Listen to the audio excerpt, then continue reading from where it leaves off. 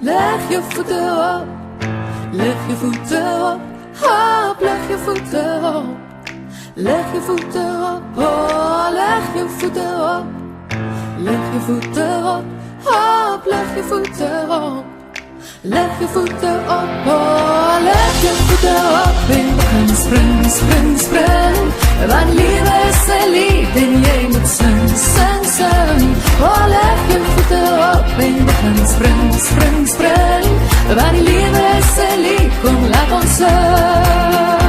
Het is tijd dat ons meer dankie sê voor alles wat ons heeft. En voor die schoen aan ons voeten en die kleren aan ons lijf en die kossies wat ons hier. En dankie voor die weg waarin ik elke dag mag rijden. Alles hier die plekse highways niet voor mij. Leg je voeten op en we gaan spring, spring, spring. Want liefde is een lied en jij moet zing, zing, zing. Oh, leg je voeten op en we gaan spring, spring, spring. Want die liefde is een lied, kom laat ons zing. En dankie voor elke nieuwe dag wat ons mag zien. En voor die hitte van die zon wat schijnt door elke lieve eer. En dankie voor die huis waarin ons woont hier in die stad. Al verlang ons naar die stilte van die veld of dankie zie. Leg je voeten op en we gaan spring, spring, spring. Want liefde is een lied en jij moet zing, zing, zing. Oh, leg je voeten op en we gaan spring, spring, spring. Want die liefde is een lied, kom laat ons zing. Oh, die liefde is een lied, kom laat ons zing. Oh, die liefde is een lied, kom laat ons zing.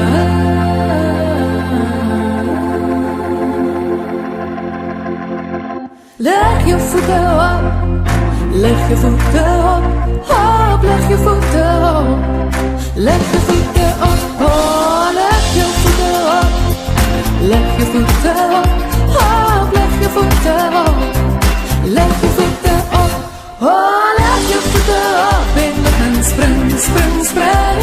Want die liefde is een lied en jij moet zing, zing, zing. Oh, leg je voeten op en we gaan spring, spring, spring. Want die liefde is een lied, kom laat ons zing. Oh, leg je voeten op en we gaan spring, spring, spring. Want die liefde is een lied en jij moet zing, zing, zing. Oh, leg je voeten op en we gaan spring, spring, spring. Want die liefde is een lied, kom laat ons zing. Oh, die liefde is een lied, kom laat ons zing. Oh, die liefde is een lied, kom laat ons zing. Oh, die liefde is een lied, kom laat ons zing.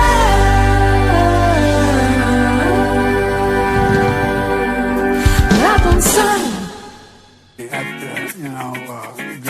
Going to my mind's going blank now. What's happening? What, I can't remember. I'm gonna lose track. My mind's going blank now. What are you talking about? What the hell's going on here? Where the hell are we? My mind's going blank now. I can't remember. I don't know what the hell he's talking about. What am I doing here? My mind's going blank now. Where am I headed? I keep forgetting I'm president. Where am I? No idea. Last night I was on television. I was on a telephone. Rapidly rising. Okay, enough, Joe. Just leave the stage. Just be gone, Joe Biden. Ladies and gentlemen, his mind went blank a long time ago. I just had to interrupt that Joe Biden introduction there because we know his mind has gone blank and, oh my goodness. Welcome back once again. This is Chris Report, and he assured me that St. Simon's down in Boulders. Folks, this is Chris Wyatt reporting from South Africa.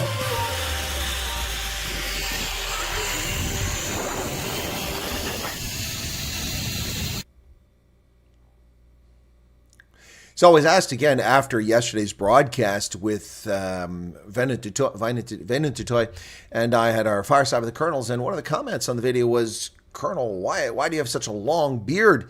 You're a very attractive man without it. Thank you. First, that's very kind of you. Thank you. I have to thank my parents' DNA for that, but and living a good life. But my beard's not long. For those of you who've been with me for a long time know that this beard was down to my navel. And when I was in South Africa just a few weeks ago, it was down to here. It's now been shortened by about 4.5 inches, maybe a little bit more. It's not a particularly long beard now. May look long because I've got this hippie haircut going on here where I haven't had my hair cut in a while. I'm getting too cheap to pay the $20 to get a haircut. My haircut should cost $6. But anyway, speaking of what things should cost, I will tell you that a haircut there was like $12 before Joe Biden's inflation. Now it's almost $20. But the barber's done a good job holding the line on prices. But I have resisted buying something. Never go to the shopping when you're hungry. I went shopping yesterday when I was hungry. And I know that. And sometimes I do it on purpose because it forces me to buy sweets that I wouldn't buy otherwise because I'm too frugal. But I bought some cookies yesterday, and here they are. So these are not the prepared ones. These are cooked at the grocery store, the supermarket, at the Checkers equivalent. Here called Giant, owned by a Dutch company. Anyway, Royal A-hole. But I have resisted buying these cookies because of the price. These were $2.49 for this tin. It's not tin, it's like this tin of cookies when Joe Biden became president. It's now $6, and ladies and gentlemen, $6. $6. Yet Joe Biden and his scumbag fascist regime of Biden and Harris claim that they're fighting prices, that inflation is over. That's a lie. $6 for cookies. So I'm going to have to enjoy these, and hopefully they're very good. I hope you don't mind if I take a little nibble right now of these cookies that I paid $6 for. That is 114 Rand for a little passel of cookies. There might be 20 of them in there, maybe. So let's see.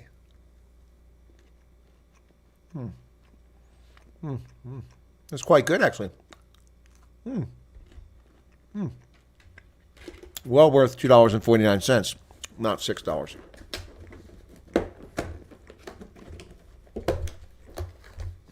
Can't get the lid back on. They'll go stale. $6 for cookies. Seriously? Yep, Debbie says this is as short as she's seen my beard. She's been with us for a long time. It is. But to be fair, the person who made the comment was new to my channel, didn't know it, and said, why is your beard so long? How will they bring prices down while they're spending $18,000 or something? Well, they won't bring prices down. We won't bring prices down until we get the government to stop sucking $2 trillion of credit out of the marketplace. That's $2 trillion that's not available for home buyers, for consumers trying to improve their homes with home improvement loans, for businesses trying to expand to create jobs, expand their business. $2 trillion. That is larger than the GDP of most of the planet combined. $2 trillion. That's what the federal government is spending beyond what it takes in revenue this year. Sucking that market out of the credit, that money out of the credit markets. Oh, I didn't put up my Easter egg. I got so busy doing my rugby broadcast. Hang on.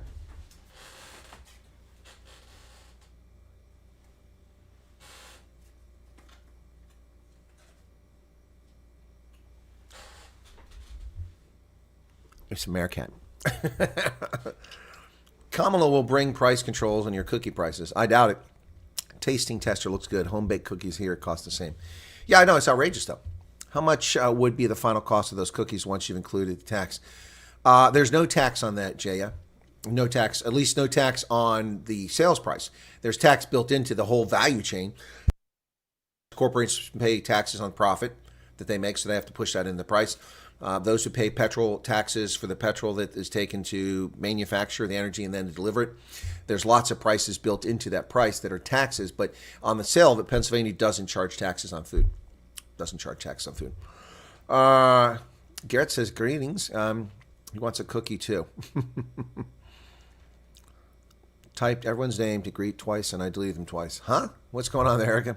Marilyn Berkeshaw, welcome to you. Let's get back to the start here. Debaram is here. Ants, John Huchin, Val Cooper, Gus, Brian Lawrenson, Teresa, Smee again, Sue Walsh, now that she's got her router sorted out. Dusty's back. Good to see you, Dusty. Teresa.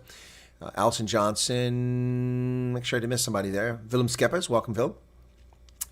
Debbie Allen. Okay. Charles Van Onselen. Rainier Dutoy. Malcolm Clote's in. How's the boat, man? What's going on? Is the harbor poo water or is it cleaned up? Marilyn Berkeshaw. Beard is quite short now. Yeah, compared to what it was.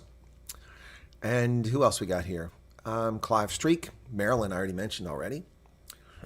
Yep, I think I've caught all. There's Outfiltrationist. I missed him. Okay, and Jaya. And Garrett, of course. Dion Skuman. Welcome, Dion. Welcome to you. Which is interesting. We say Skuman. It's Afrikaans, but if that was in German, the O with the E would be an umlaut, would be Schumann. Kevin Johnson says accelerated immigration is just another form of quantitative easing. Yeah, I think so. I think you're right about that. Yeah. So I've also got this to wear today. I dug this out of the basement. All right. Since little Smokey Joe gave his speech last night, we can wear this for a little while. Let's go, Brandon. Yep. It's a shame. All the good stuff for this campaign has been ruined because of Joe Biden's cowardice. Harley Quinn is back. Richard Kuhn, ice, even the cookies captured by Comrade Kamala. Exactly. Yep, exactly. Poo water. Dirt been flushed. The system. Ugh, sorry to hear that, Malcolm. Ugh, that's terrible. Anyway, let's get to the news. It is Tuesday, August 20th, 2024. I'm live in central Pennsylvania, and let's go, Brandon. Oh, I slept very well last night. My goodness, I laid down early in the evening, and, well, that's dirty. Why is it so dirty? I get dust on it? Dust on the bill. It's terrible. Dust on there. Anyway, let's go, Brandon. For those who missed it, you know what that is.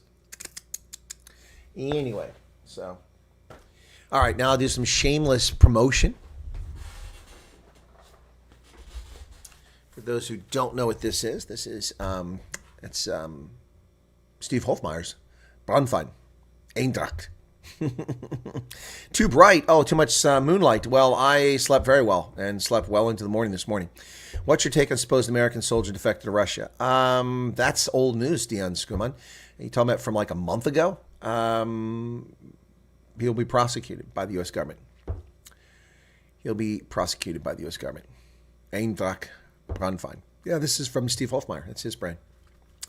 If you don't know that. Didn't Scouts and Brownies used to sell cookies? Yes, the Girl Scouts do sell cookies. I don't know if the Brownies ever sold them. The Girl Scouts cookies boxes have gotten smaller. They're 1/3 the size they were when I was a kid, and they are 3 times the price. But they try to hold the line, but the baking company keeps raising the prices. Yep. Gino Costi says, love your beard and good to have you with the boar. Well, good to see you there, Gino. Are you discovering me because of Venet Dutoy and I, our fireside with the Colonels? Because I don't recognize your name. Welcome to the program. Yeah, so... Eintracht macht Mach. Grasshopper, you're funny. All right, so now we'll change caps again. There you go. Krone. All right, now, of course, Ronaldo will criticize me because I pronounce it wrong. It's in German to be Krona, but Krone. I can't, whatever. Went to that concert at Loftus. It was a little disappointing. I didn't go to listen to people sing, "The East Coast girls are all babe. But all the West Coast girls." I don't want to hear the Beach Boys from Afrikaans performers. I want to hear Afrikaans music. Afrikaans music. I want to see Afrikaanse meise singing on stage, not singing American songs. Anyway, I went to this at Loftus. It was okay. I think I need to go to Afrikaans' Groot. That's the one to go to. Yes, Grasshopper. No, I'm laughing because I hadn't seen it in a while. Yep. Hey, Wild Bear Prepper, welcome to you.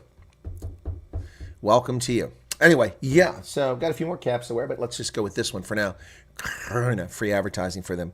Ronaldo will be scathing in his criticism. Well, let's just talk about Julius Juju Malema, who has lost his mind. Floyd, what did I do to you, Floyd? I didn't do anything. Why did you leave me? Please come back. Oh, Floyd, please come back. Yeah. Oh, it's me again. That's pretty good. Kamala on her way to the top. Round, round, round. I get around. Ooh, that's pretty good. That's a good one there, Smee. I hadn't thought about that one. That's good. Yep. Floyd, what did I do to you? Says Julius Malema in a tearful presentation, a 2-hour turgid presentation in Orlando, in Soweto. Yes, he called out the ground forces. He brought his army out. He brought them all out. Please come out. We need you to come out. Please come out. Please come out. He called his army, and they came. And they were marching onward, Christian soldiers. Well, they're not Christian soldiers. They're just EFF toadies. They came marching out to Orlando. Yes, they did. They came out. And they came out in force. A whole handful of them showed up, and people were excited. So excited that this is what they said and did. This is what they said and did, folks.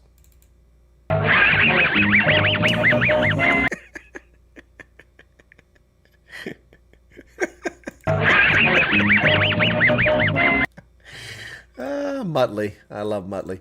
Good stuff. All right, let's get to the news. And Juju. Well, what did I do to you, says Juju. In an almost 2-hour turgid monologue yesterday, EFF leader Julius Malema took aim at his former deputy, Floyd Shivambu, the MK party, and any potential defectors, saying that those who want to leave the EFF must leave now and leave us alone. He couldn't bring himself to say foot sec, but that's what he meant. Juju wanted to say foot sec, telling people to get out, go away. Oh my goodness. There he is, Chubby Floyd. Chubby Floyd, the latest addition to the MK party. Bring it on. Well, he's no longer a red beret. Now, whoop, somebody changed my cap again. Scafty. This is a restaurant in Eiserfontein. Yep. Floyd reminds me of did Floyd not call on Zuma to pay back his fire pool money? Yeah, he did. Well, I guess now a VIP guest in the Zuma fire pool. Exactly right. No, liars make strange bedfellows, and there are lots of liars in South Africa's political pool. Lots and lots and lots of them. Stirring the crowd up on Monday, Malema sang songs declaring war on anyone who betrayed the EFF. Mukuliwe! Mukuliwe! And the crowd responded, Juju, Juju, Juju. Wait a second, that looks like Trump. That's like Trump, Trump, Trump, Trump. Juju. Sorry, I got confused. Anyway, he said that all these people are opportunistic and looking for their own. Well, that's pretty much what the EFF is all about, looking for your own, isn't it? Isn't it looking for your own? Well, Palapala. Ooh, folks, the accused from Palapala had to have translators because they don't speak in a language in South Africa. 12 official languages, and they don't speak in a language. Do you understand the words coming out of my mouth? Not a single word, man. What are you speaking? Well, they're speaking Ovambo, Oshivambo. People accused of stealing President Ramaphosa's 10 million rand. 10 million rand? Excuse me? 10 million rand? 10 million rand? What did they tell me 10 million rand? We have to read this story. It was a little bit higher than that. Wasn't it? Let's do the math here. It was more than 10 million rand. $560,000. $560,000 times 19. That's 10.6 million rand. Okay, close enough. Close enough. Yep, 3 people who were facing charges in connection with the grand theft at President Ramaphosa's Palapala game farm in Limpopo appeared in court.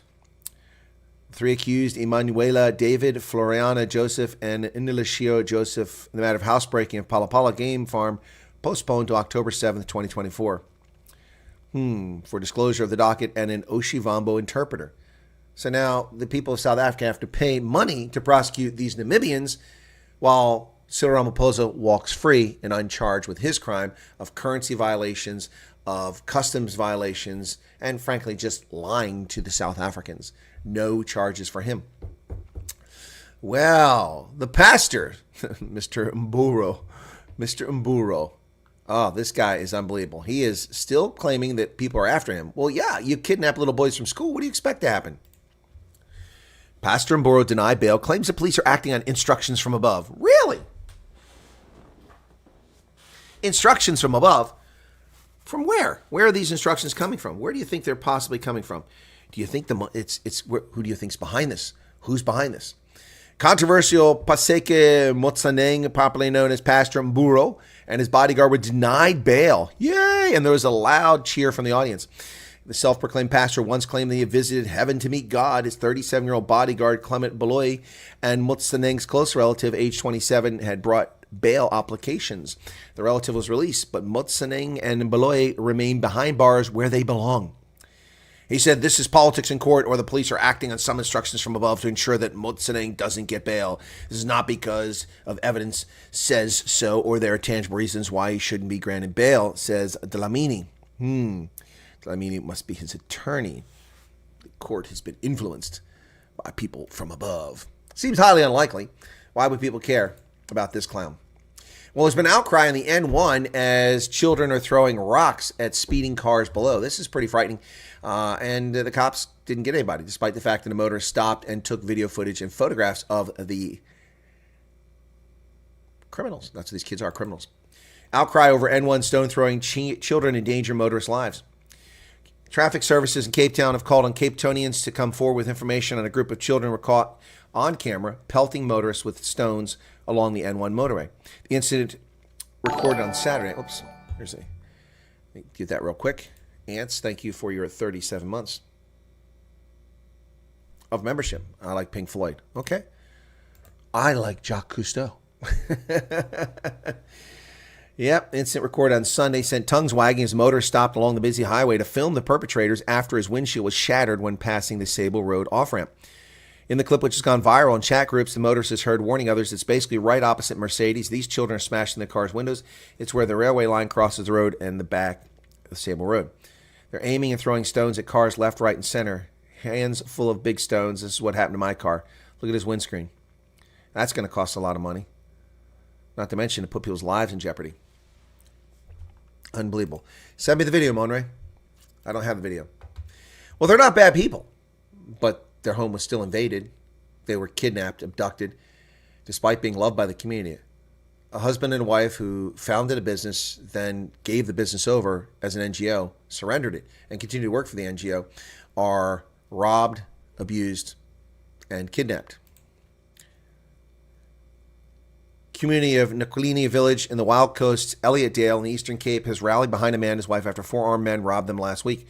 The men had broken into the Nicklin village home of David Martin and Rejan Woodruff, where they tied the couple up, put them in a vehicle belonging to the Bulungu Incubator, an NGO the couple founded to uplift the livelihoods of locals.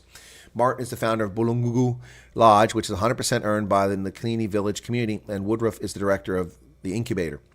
They also robbed the NGO's main office before driving off with the couple and security guard Sovambi Timo Futu. Futu managed to escape unharmed and raise the alarm. Residents responded quickly with a coordinated search. Some began blockading roads in the village in a bid to intercept the attackers.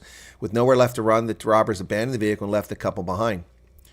Martin and Woodruff were also found and taken to the hospital for treatment. Both sustained injuries, including bruising and head wounds. Martin also had broken ribs and a punctured lung. Thanks to the swift action of the community, the attackers were forced to abandon the vehicle and flee on foot. Once again, South Africans defending themselves, not SAPs. South Africans in the lawless land of South Africa under the African National Congress have to protect themselves and their community. And people rose up to protect this beloved couple in this Eastern Cape community who had done so much for the dispossessed, the poor, poverty-stricken. And what is their reward? Armed robbery, their lives in jeopardy. Likely would have been murdered. I'm sure she would have been raped, gang raped, and he would have been, executed if they had their chance, but they didn't. Well, the cops have arrested a police officer for raping someone making a complaint at the police station. So here's a piece of advice for women and for men. Never go to a South African police station alone. Go with someone who's physical enough that can protect you and has a mobile phone to raise the alarm should you be abused by law enforcement. Never go to a police station alone. Never go to a police station alone, especially if you're a woman in South Africa. This is unbelievable, but it's not unbelievable. It's every day in South Africa. Cop arrested for allegedly raping a complainant at a police station. Can you believe this? The Pietermaritzburg Magistrates Court has granted bail of $5,000 to a police officer arrested by the Independent Police Investigative Directorate last week for allegedly raping a woman who had gone to a police station to obtain an affidavit. This lady went there to get an affidavit and she was raped. There should be no bail. That is correct, Debbie. 100%. And what a joke the bail is. What an absolute joke the bail is. 5,000 Rand? Are you serious? That is $263. He's accused of raping a woman. $263. It's alleged on August 15th, a policeman raped a 26-year-old complainant when she went to Pietermaritzburg police station to obtain an affidavit. A police spokesperson said the woman met the police officer who was dressed in full uniform. The officer offered to assist the complainant and asked her to follow him to his office alone. Officer allegedly asked her to wait in the office and he went to fetch an affidavit. He came back, completed the affidavit, then he allegedly made advances towards the complainant. She rejected his advances. Police officer allegedly locked the door, removed his service pistol, placed it on the table, and allegedly raped the complainant. She reported the incident to her family and they took her to Mountain Rise Police Station to open a case. There should be no bail. There should be no bail. No bail. Now, I'm presuming he's guilty, but bail of $263, that's a joke. That's $260, that's a joke. Kenya Airways, am I in the right place here? Yeah, okay, there we go. Kenya Airways has turned a profit, a half-year profit for the first time in years. Oh, that's United. Look, it's a UIM hat. Check it out. Neil DeBeer would be happy with that. It's a UIM hat. Kenya Airways reported on Monday its first half-year profit in more than a decade, helped by rising passenger numbers. Said it was hopeful it could break even for the year. The airline made a profit after tax of 513 million shillings, or $4 million, from January to June. Wow, that's compared to a loss of 21 billion shillings last year. I mean, that's absolutely crazy, the difference there. That's a huge change there. One of Africa's three biggest airlines, Kenya Airways, slid into insolvency back in 2018 after an expansion drive left it with hundreds of millions of dollars in debt. And then came COVID, which made things worse. But Kenya Airways is back in... Oh, another hat! A Super Brew hat. Where'd that come from? Malians are suffering hardship after 4 years of military rule. Who could have guessed that? Who would have ever guessed that the Malians would be suffering after 4 years? 4 years after military ousted Mali's then president and came to power, many residents say economic troubles are worsening and constant power cuts are hurting businesses. The way they've handled the electricity situation is a problem. Many Malians are experiencing huge losses. The government has to make an effort because we are suffering enormously. And the problem here is that people say the government. Governments around the world are full of incompetent, leftist, self-loathing hate wankers. And you want to trust them to do things? You need to do for yourself, ladies and gentlemen. You need to make things happen on your own. Don't count on governments because you'll just suffer miserably. Well, those evil white people are at it again. Yep, I thought I'd announce it right here. Let's take a pause here. The evil white people. We'll have a toast to those evil white people. I'll tell you who they are in a moment. Yeah, so evil white people. Once again, just like during COVID, so the evil white people in America are at it again. Emergent is donating 50,000 doses of vaccine to address monkeypox in Africa. 50,000 doses of vaccine to stop the spread of monkeypox. Emergent, a U.S. pharmaceutical company which has a net loss. It's losing money, yet it's giving away monkeypox vaccine. But I thought we only took advantage of Africans. Emergent Biosolutions said Monday it would donate 50,000 doses of its smallpox vaccine to the DRC and other countries like Burundi, Kenya, Rwanda, and Uganda to address the outbreak. But the World Health Organization didn't buy any monkeypox vaccine. The World Health Organization didn't donate any monkeypox vaccine. Only the evil white colonizers in America did it. Yeah, only the colonizers. They're so evil. Well, speaking of evil people, Malawi received $11.2 million insurance payout for the El Nino-linked drought disaster. That came from insurance they had with the African Development Bank. The payout was given Malawi this month. The African Development Bank said yesterday Malawi had a drought insurance policy through the bank and the African Risk Capacity Group, an agency of the African Union. The funds will support food assistance for about 235,000 households in some of Malawi's hardest hit regions with help with direct relief payments to more than 100,000 households, according to President Lazarus Chakwera. He said the payout was a lifeline to our vulnerable populations. A properly run country would have the resources to take care of this themselves rather than rely on handouts from an insurance settlement. Well, folks, once again, millions of people in sub-Saharan Africa, in southern Africa, at risk of starvation. Nearly 68 million people reeling from the drought in southern Africa. The head of SADC says 17% of people across the region need aid amid climate change-fueled drought. No, stop. It's not climate change. That's a lie. Once again, Al Jazeera and SADC lying. Everybody just throws climate change every time a failure happens, every time a disaster happens. It's all climate change. Stop lying to people. This is a result of El Nino. El Nino was there long before the so-called climate change occurred. El Nino has been around forever. El Nino, the little baby. That's right. Yeah, so this is a consequence of El Nino. Tens of millions of people in Southern Africa are suffering the effects of an El Nino-induced drought, not climate change. El Nino existed long before this. So on top of that, this is a regular occurrence. I wrote a president's data brief for President Bush highlighting this need to prevent hundreds of thousands of black Africans from starving to death back in 2004 or 2005, 2006. Yeah, 2005. Yeah, 2005. So this is not new. But guess what? Not to fear. The evil white people will come to your rescue. That's right, folks. The evil white people will come back and protect you. That's right. The countries most affected are Zimbabwe, Malawi, and Zambia. And what's going to happen in Zimbabwe, Malawi, and Zambia? Well, the evil white people from America will send food aid, as we always do. Billions of dollars of free food given to black Africans because we're such systemic racists here in America that we give food to people that our taxpayers have bought with their taxes. Yeah, evil white people. Crops are dying. It's a huge problem. Oh, yes. In early June, the United Nations World Food Program highlighted the dire effects of drought. Rural communities we've met on the ground, tell us that they've never seen anything like this. Bullshit. I saw everything like this in 2005. It was worse. Unbelievable. Well, do you know it's illegal to use the Kenyan flag? That's pretty scary. But apparently in Kenya, you can't fly the flag, but protesters have been using the flag to get attention. Flying Kenya's flag can be a crime. Protesters are waving it proudly. Kenya has strict rules about displaying the flag, but some people have been wearing and waving them and draping them over coffins as a symbol of resistance. Yep.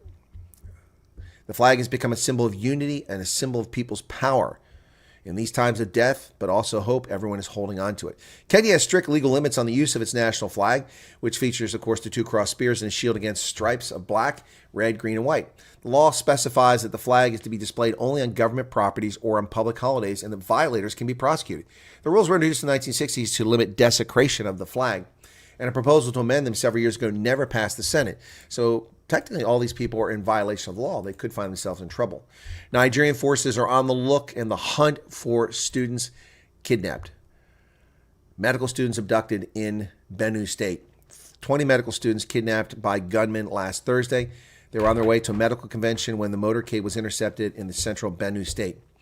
Benue State Police Command Monday told the Voice of America it launched an investigation of the abduction of medical students and has deployed tactical teams on a rescue mission. But there have been no success so far. More abductions. These Muslim fanatics raping, murdering, pillaging, abducting, and forcing marriage upon Christians. Most likely that's what's happening here. Well, Egypt's President Sisi has now jumped into the ceasefire discussion, and that's bad news for Israel. Egypt has been a stalwart. Is the alliance breaking? Egypt's Sisi calls for a ceasefire, warns of dire consequences if broader conflict erupts. Well, yeah, 100%. Egypt called Tuesday for a ceasefire in the Israel-Hamas war, saying that the conflict could expand into a broader regional war if fighting is not halted in the narrow territory. The time has come to end the ongoing war and resort to wisdom and uphold the language of peace and diplomacy, said Abdel Fattah al-Sisi in a statement at his palace. He said all the parties must be wary of the danger of conflict expanding regionally. Well, I agree 100%. Time for Israel to back off. Absolutely. Monkeypox is not new, says COVID. No. Monkeypox is not the new COVID, says the World Health Organization. Well, duh. World Health Organization official says regardless of strain, monkeypox is not the new COVID, as authorities know how to control its spread. Yeah, stop having anal sex.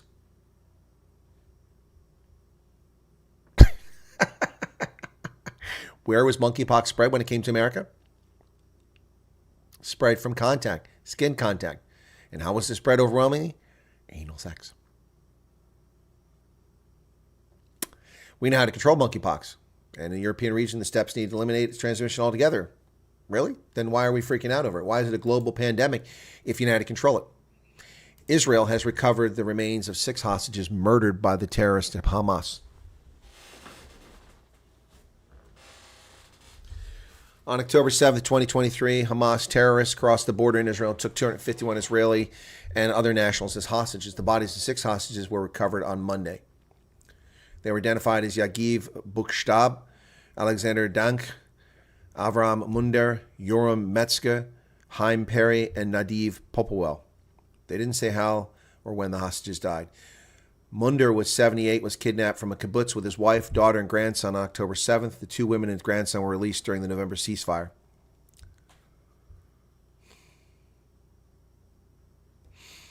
Wow. Here are photographs of 4 of the butchered and murdered Israelis who've been recovered.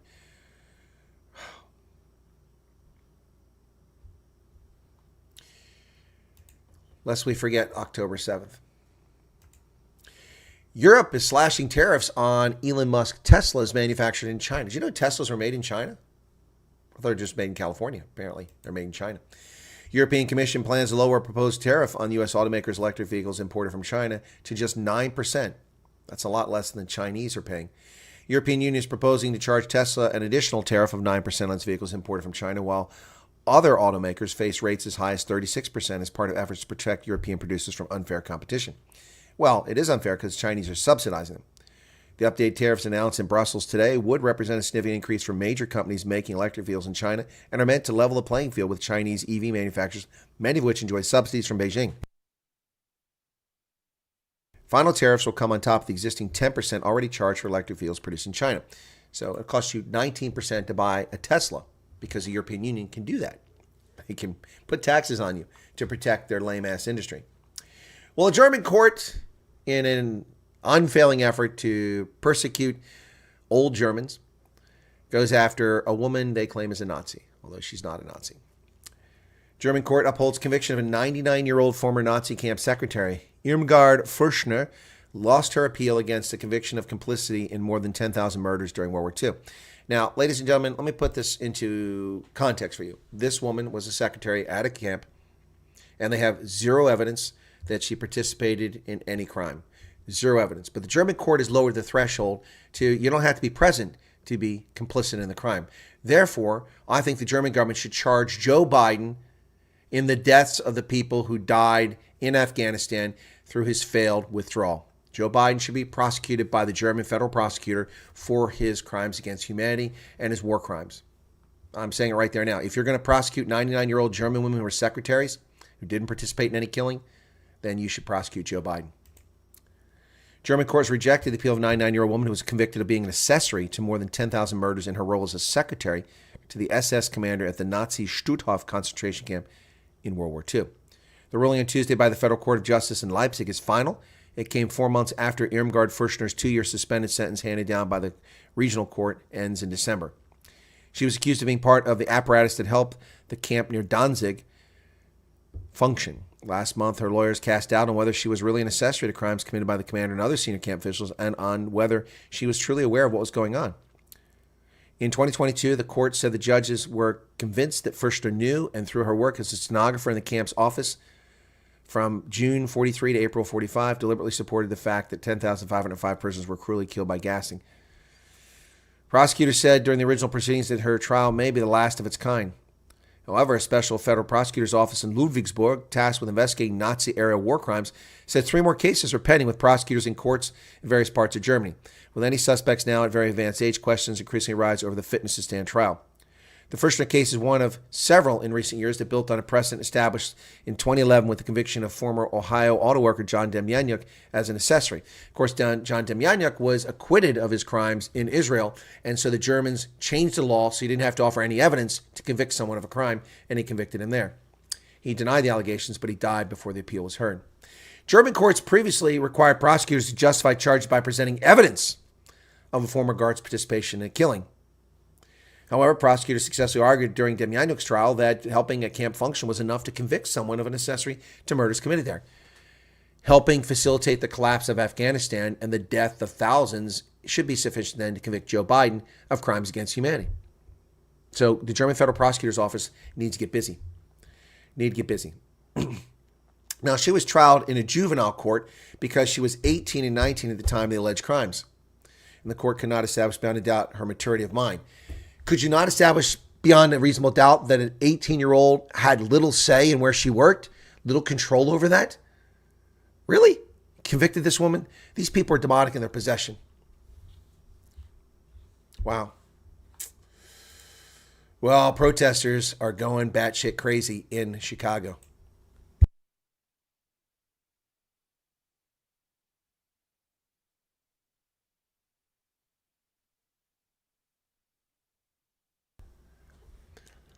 Dozens of protesters broke through a security fence near the site of the DNC in its opening Monday as thousands took to the streets to voice their opposition to the war in Gaza. Families with babies and strollers, students, elected leaders, and others holding signs and flags joined the march to the United Center, violating the law where the convention is being held to call for a ceasefire in Israel-Hamas war as a large group marched peacefully. Ladies and gentlemen, for the morons in Chicago, we are not in the Gaza war. We are not part of it. If you're angry about it, take your ass to Gaza. Pick your sorry America-hating, anti-Semitic, Jew-hating ass out of Chicago and fly your lazy ass to Gaza and then protest. Or better yet, fly to Jerusalem or Tel Aviv and express your displeasure with the Israeli government and see how that goes for you. While you're there, take Queers for Gaza with you. They'll enjoy their stay in Gaza. Some idiots. We are not part of this. Stop it.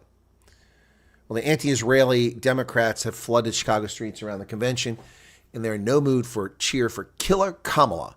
Thousands of protesters swarmed the streets. Nearly 20,000 joined the demonstration at Union Park near the convention site, shouting, "Killer Kamala!" Wow. We made it very clear from the very beginning there's no difference. Not only is she part of the administration, she is part and parcel and in lockstep of 75 years of U.S. policies in relation to Palestine and the Arab world. We said from day one, nothing's changing.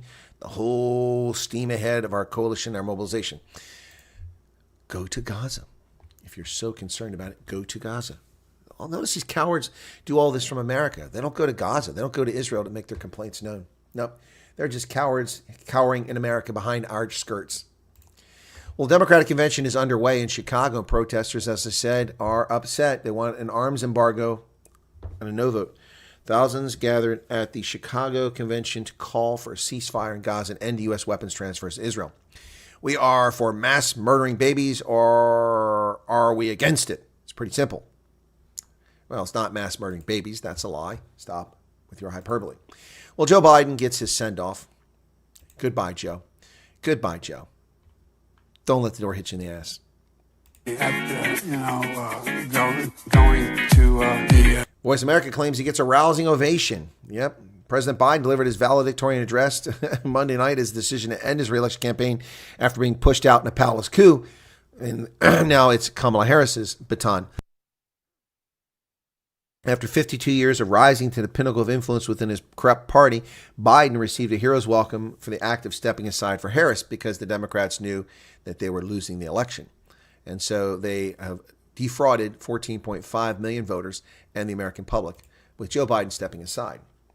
He will not be missed. Well, Biden gets a hasty send-off, the bum rush, to sustain cheers and chants of "Thank you, Joe." He recounted what he views as administration's achievements and criticized GOP Donald Trump's repeatedly as a liar. Well, that's pretty convenient since the person lying is Joe Biden, not Donald Trump.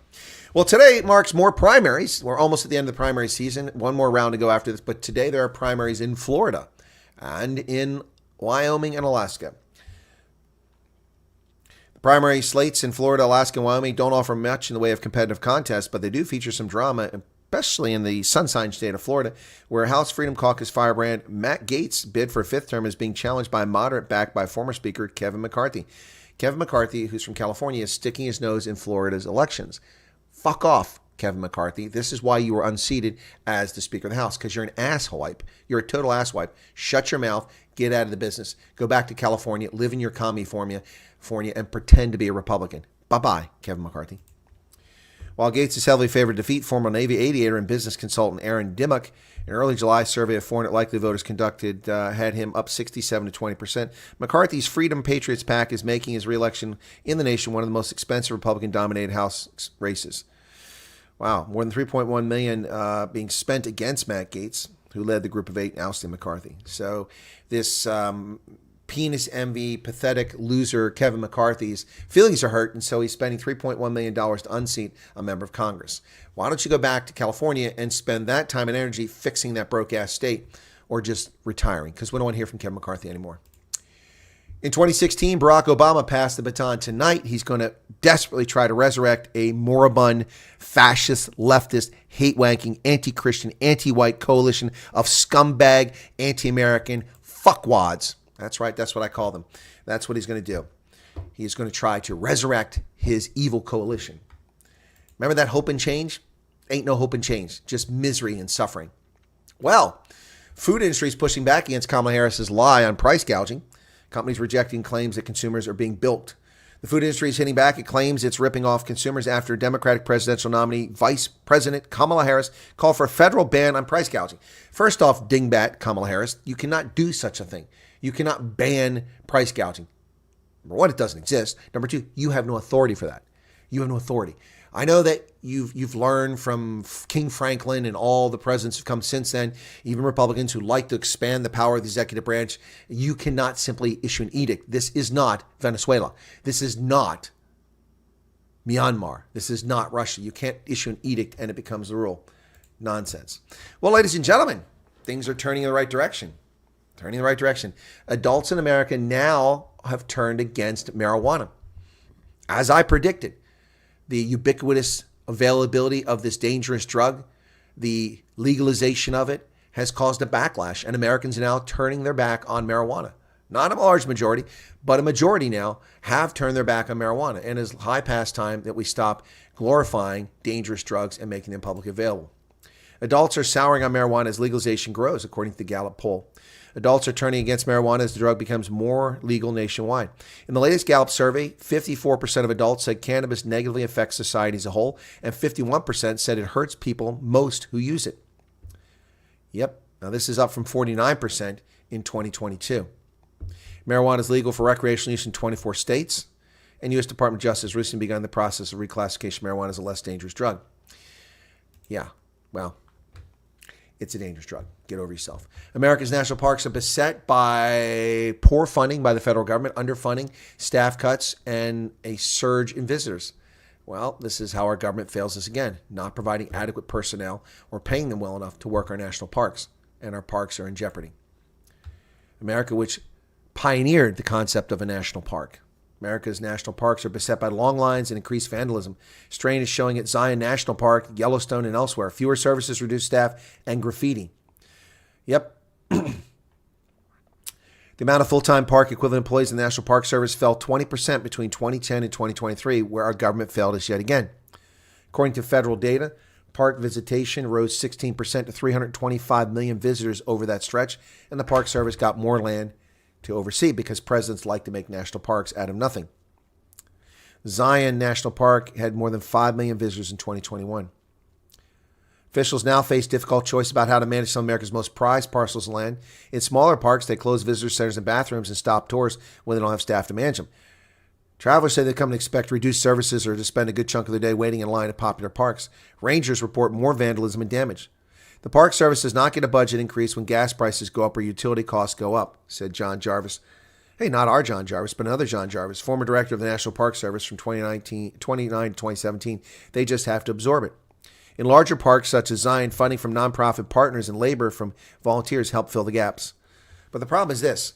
When you pay entry fees to go into a National Park Service, they don't get the money. The greedy federal government takes all the money.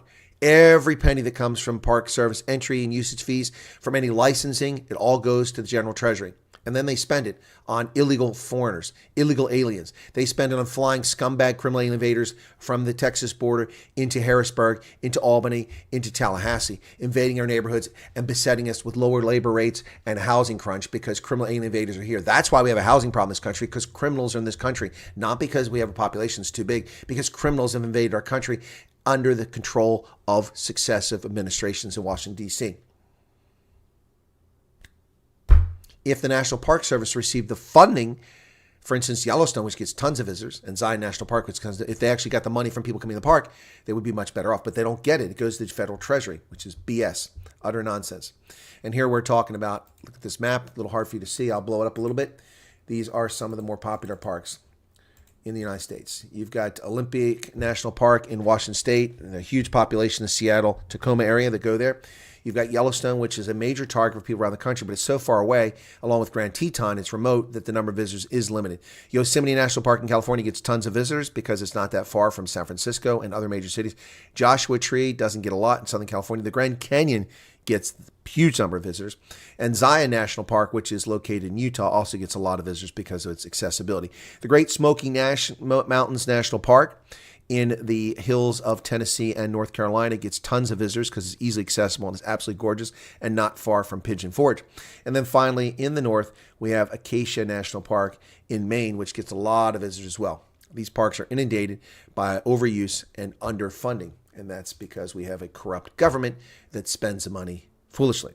Well, I accept, says Donald Trump, after images of Taylor Swift are generated, saying that she supports Donald Trump, which she doesn't. And this is a funny little thing going on. I accept internet abrupts after Trump shares Swifties for Trump images. There she is. Oh, fake Taylor. Yeah, former President Trump bragged about support from Taylor Swift fans, and the reaction was swift. In a post on Sunday on Truth Social, he shared 4 images of social media posts, 3 of them photos of people wearing Swifties for Trump, swag, and commentary about Miss Swift's recent Vienna concerts being canceled by ISIS. Some of the images were reportedly AI generated, though some were not. Of course, they don't indicate which images, and they have no claim. They're just saying that. So Trump said, I accept. The 4th image was an obviously created poster of Miss Swift in an Uncle Sam costume. Taylor wants you to vote for Donald Trump. And he was joking when he said, I accept. But the leftist hate wankers, busy with their fingers stuck in their genitals, finally woke up and said, wait. Donald Trump falsely claims Taylor Swift election endorsement, wrote Deadline. New York Times wrote a story on the headline, Trump promotes AI images that falsely suggest Taylor Swift endorsed him. It's a joke. It's a joke. The Times noted that Eric Swalwell, California demon rat, warned about the political implications of Monday of a self-styled genius not knowing that images sometimes aren't real. I think Eric Swalwell is a dingbat dumbass, not understanding what humor is. Donald Trump was laughing. He was making light of the AI images. These people are idiots. Total idiots. All right, what have I missed in the chat here? Let's go back a little ways and see what I missed in the chat. All right, we go back here a ways. Cookies, already got the cookies. Can I have another cookie? You guys have another cookie here? All right, this is about where I was at. Okay. And did Floyd not call on Zuma to pay back? I already got that. I was there. Okay. And then we got Ants with his 37 months. Chris, you want to see the video? Yeah, I asked for that. Okay. 2 words from the man, pastor, and disciples, Jerry Springer. Let me see if that came in.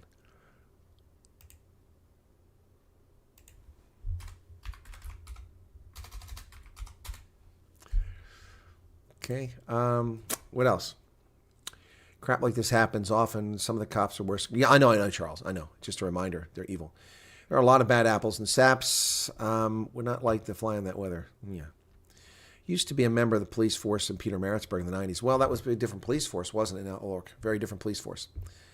I guess with bail for the police, rape offender like this, they're not serious. Exactly. Thank you, Sloth Puppy. The ANC, we are serious about gender-based violence. It is a scourge in our country. SAPS police officer accused of raping a person who went to the police station to file an affidavit, a normal action of a citizen, taken to his office and raped there by a police officer. Bail, $263. Oh, but we're serious about GBV. They're not. They never have been. Always been issues at that station. Okay, Ork, thank you for sharing that. Mali under the boots of Putin, the Russians movement. Well, that's because of leadership. You need leadership to come in there and clean the place up. I haven't trusted the police since they stopped police reservists from doing duty-free, charge, no salary. Okay, thank you, Malcolm. Nobody wants monkeypox. Okay. Well, stop having sex with monkeys. Twilight Sparkle, what's new? Well, lots of things. You came in a bit late here. We had a lot of coverage of events. I'm sorry you missed that. You can always go back to the beginning and catch it if you like. You came in about 30 minutes into it, so we had a good 20 minutes of news there. I hope you're still here, Twilight Sparkle. Our toilet broke this morning. Oh, my goodness. The cow is pregnant. Our precision. Is it all because of the climate change? Iman Seria Dietrichs is back. Good to see you again. Flags belong to the people, not the government. Exactly, Arctic. Exactly right. Flags belong to the people, not the government. Don't worry about your spelling, Arc Precision. Okay, it's that climate change, man. That's why you spelled wrong. Climate change. Erica says the K monkey is silent. No, it's not. Going back to Juju and his tearful outburst, imagine if Floyd had moved across the DA. Oh, my goodness. Oh, Valerie, that's a good point. What if he joined the DA? Wow. Yeah, Charles, I didn't know October 7th, your birthday. That sucks. What exactly could a secretary do? Exactly. What could an 18-year-old secretary do? You want to talk about, sexual favors and being harassed by people you work for. What are the odds that she was being put in that position in 1943? 18 years of age. 99-year-old woman, and they're persecuting her. She's in a wheelchair going to court with breathing through a mask. Yep. I mean, the German government had over 50 years to follow this case, and they wait till now, 2024, to prosecute this woman. Wait a second. If she's 99, it's 2024. That means she was born in 1925. That means in 1945. Yeah, okay, that's right. Okay. Maybe we should investigate the Hitler dude. Maybe send him to jail. Hey, Muriel, how's it going? Been too long. Those who troll together roll together. Okay. Diane McMeekin's back. Okay. Behind on the live action. That's okay. Richard Coons says, keep away from the wacky, backy, jungle cabbage dog. There was a little trouble when my wife caught our daughter with a joint. Ooh, I'll bet there was, Richard. And Shawnee came in late. What are your thoughts on large public figures such as Taylor Swift being able to endorse candidates publicly? Her fanatics could be an open... Well, look, I mean, people are free to endorse whomever they want. I think it's irresponsible for Taylor Swift to do that. So let me just put this in perspective. So my hair looks really messed up now because I put this caps on. Let me put it in perspective. When I served in the Army as an officer, I had been enlisted and I was a registered member of the Republican Party. But I had limited influence. Only a handful of people worked for me. I realized that when I became an officer, my influence would be larger, even as a young officer. And as I went up the chain, it would be even greater, well beyond the people I interact with every day, my influence. So I made a conscious decision when I got commissioned in 1989 to not register as a Republican when I filed for my absentee ballot. I no longer had a Republican Party affiliation, so I could not vote in the primary in Ohio. From 1989 until 2019, I was denied the right to vote in primary elections because Ohio has a closed primary. You must be a member of a political party, which I'm fine with. It was a decision I made because when people asked what my political affiliation was, I could honestly tell them I'm an independent. I'm not a member of a political party, and therefore, I'm not part of this. I realize that. As a public figure, Taylor Swift should be an adult and realize that she has outside influence and that she should keep her yap shut, and it's not people's business what her political leanings are. That's what she should do. She's free to do what she wants, but that's what she should do. But Taylor Swift, like the number of men that she allows to enter her bed, you know, her opinions are her opinions, not mine. So she can do what she wants, but I think it's just bad form, and it's inappropriate for celebrities to do that sort of thing. But they do it all the time. It's what they're all about. It's all about their opinion. I mean, she's tried on more boyfriends than some women have dresses. Is the Colonel a Democrat? No, I'm a registered Republican. You know that. I ran as a Republican in the primary in Pennsylvania. And I vote in the election as a Republican, not a Democrat. Not going to happen, ever, ever. The Democratic Party is dead. It's controlled by a bunch of leftist hate wankers who despise Christians. They hate white men, and they hate America. Why would I join a party that hates me? Why any white Christian is a member of the Democratic Party is beyond me. They hate white men, they hate Christians, and they hate America. Why would you join a party like that? Why? What is wrong with people that they would join a political party that hates them? I would never join a political party like that. It's utter nonsense.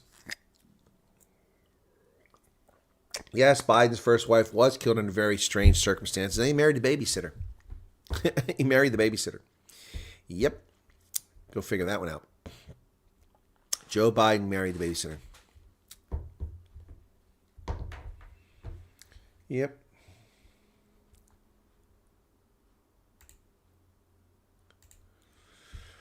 Because he married the babysitter. Yep, that's what Joe Biden did. By the way, as I mentioned yesterday, I've completed the research into my Forgotten History thing. I'm thinking I should just make another channel. Just make another channel, Forgotten History, rather than put it here.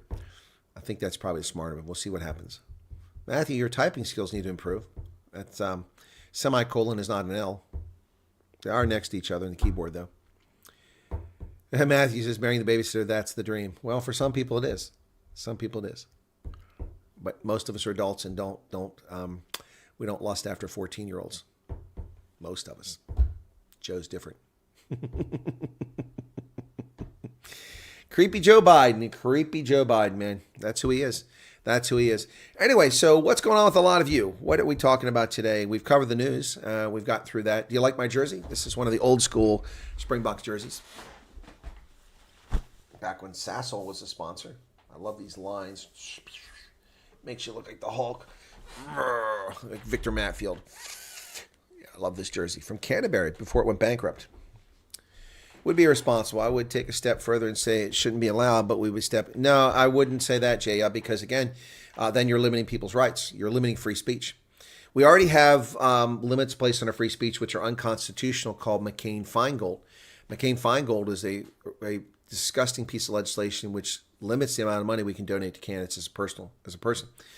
But it allows for all kinds of dark money to come in, so the rich people simply form PACs, like Elon Musk has formed a PAC, and they can put all their money and they can give as much money as they want, and they raise money from all over, and then that money is given to the candidate, or it's spent on behalf of the candidate, I should say.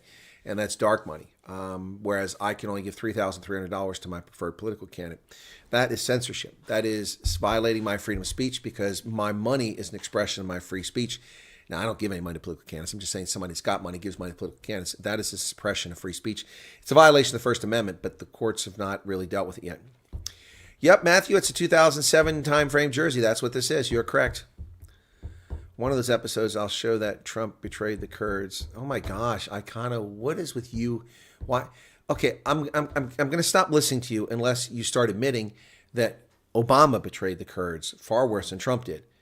And Biden has betrayed the Kurds. And Clinton betrayed the Kurds far worse than Trump did. When you start admitting that, then I'll start listening. But otherwise, I'm not listening to this anymore. What can be unburdened has been. What a load of Marxist BS. You are correct there, Matis Schmidt. 94 likes, is that it? Can we do a little bit better than that? Gus says 95. I see 94. I'm always one behind. I don't know why they don't give me that full thing. Yep. And Icano is going to show me how Trump betrayed. Again, I'm not going to listen until you start admitting the truth that Obama and Clinton betrayed the Kurds far more than any president since the 1930s, 1940s. And by the way, we don't know the Kurds anything. I don't know what you're talking about betrayed. There's nothing betrayed. Please tell me the Kurdish state. What is the Kurdish country? Kurdistan? No such place. It's a province. We have not betrayed the Kurds. They don't exist. We haven't betrayed the Uyghurs. They don't exist as a nation. We haven't betrayed the Rohingya. See how silly that is? That's the point you're making. AOC was speaking yesterday, wasn't she? It was obnoxious. I put it on for a few minutes and I just wanted to vomit. No, I'm not going to say that, Icano, because you haven't proven that. You haven't proven your point. And also, I want to know why you're so demonically possessed about Donald Trump. If, in fact, he did betray them, it's nowhere near as egregious as Clinton or Obama. So why the obsession with Trump? They're currently being betrayed right now by the current regime of Biden and Harris, but you're not talking about that. Yeah, Icano does have a thing for Trump. He's got a stiffy for him. Yep, I don't know why. I don't know why, and he won't tell us why. Just says he's going to tell us why. Maybe one day it kind of will.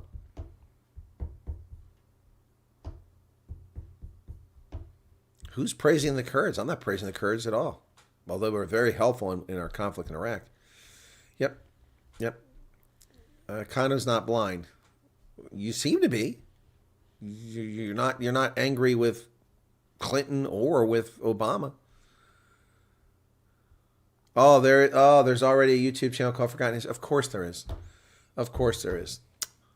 Thank you for that, Charles. Or not Ants. Ants, thank you for the Ants. So then I won't do that then. Well, what about Our Forgotten History? What about that? Is that a YouTube channel? Let's do that. Forgotten History. And then I'll try Our Forgotten History. Hang on, YouTube at Forgotten History. I'm probably about 10 years behind trying to take that. At Forgotten History, okay. And find the channel, Forgotten History. Yep, there it is. Probably got a lot of viewers too. It's got 509,000 subscribers. Wow. Oh, that's run by an Army guy. Colin Heaton. Served in the Army Marines, professor of military and history and Holocaust studies. Where's he at though? Huh. Okay. Well, probably going to be a lot more professional than mine, Forgotten History. What about Our Forgotten History? Okay.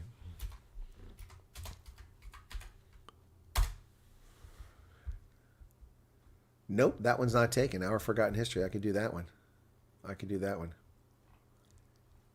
that one's there. Maybe, I don't know. We'll see. I don't know where I'm going to put it. Loving watching Juju spiraling into paranoid Idi Amin. He is pizza time. That's exactly what's going on. It's like Idi Amin. Exactly. Pushback for the sake of pushback is crazy, okay?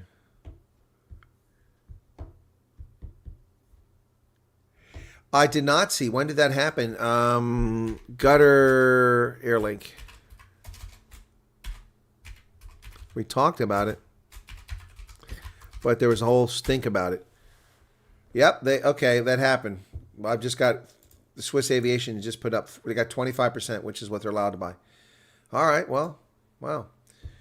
Qatar Airways has announced it bought a 25% strategic equity stake in Airlink, confirming months of media speculation. In a joint statement, the company said the announcement continued Qatar's ambition to further develop its operations. Airlink has 64 aircraft and 50 destinations on 74 routes, 248 flights daily. It's a pretty big airline, actually. Yep, okay. Qatar's also finalizing a 49% investment in Rwanda Air. They have a partnership with Royal Air Morocco in Casablanca. Casablanca's Mohammed Sank. Yeah, okay.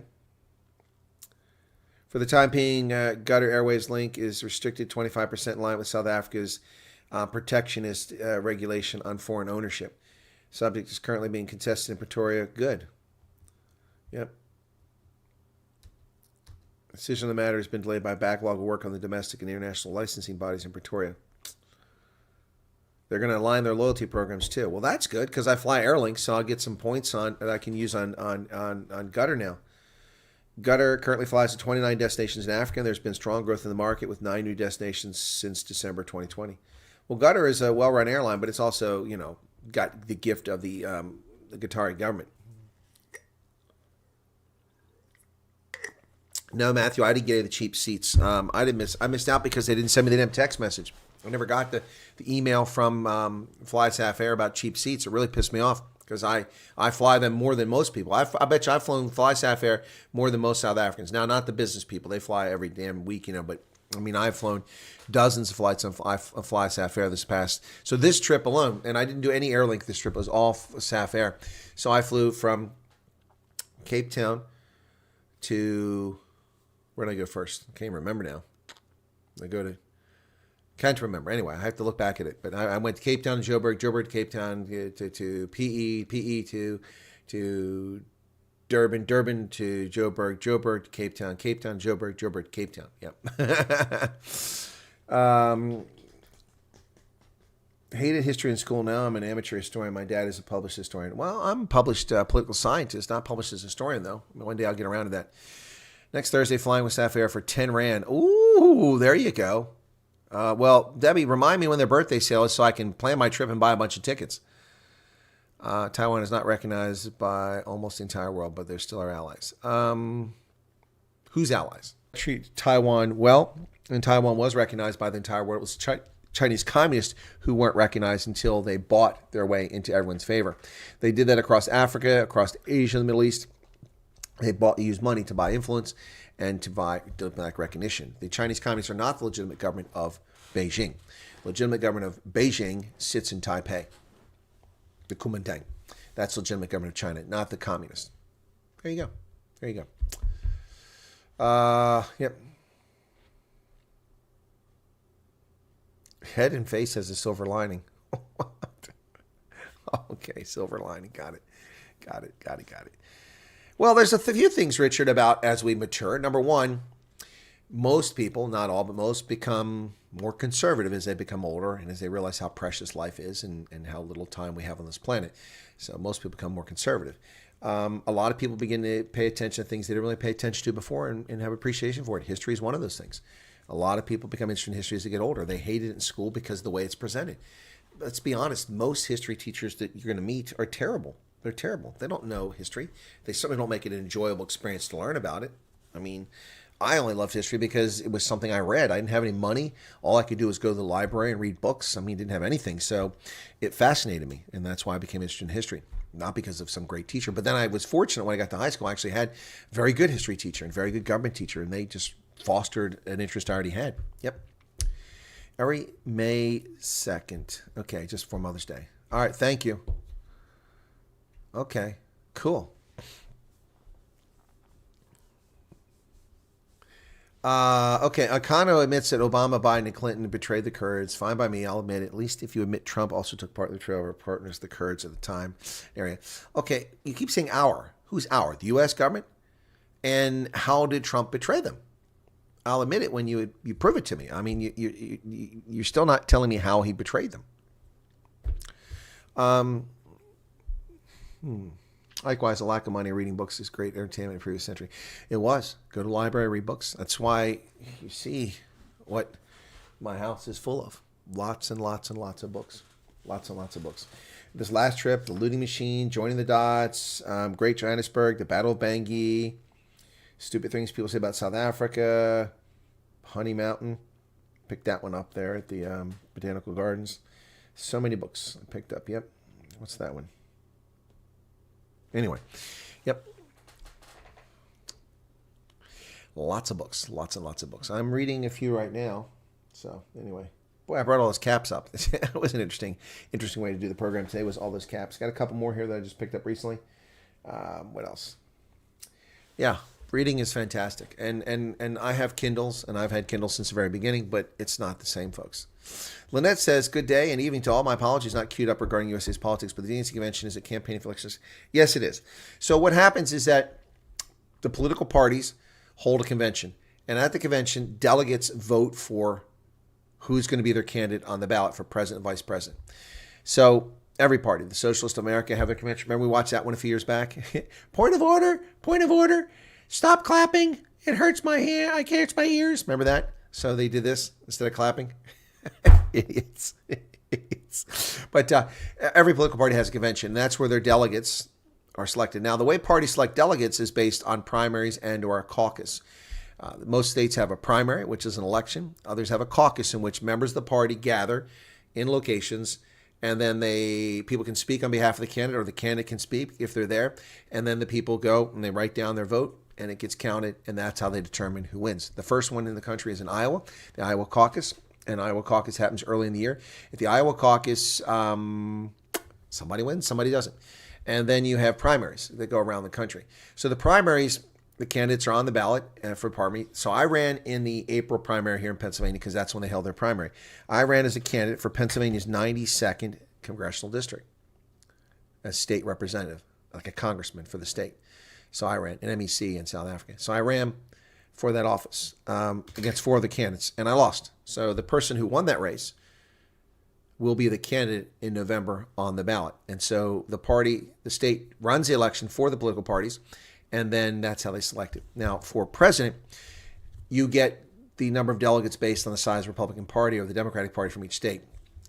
And what happens is that you have to get enough delegates. For the Republicans, it's like 2,112 or something like that is the number of delegates you need out of 4,000.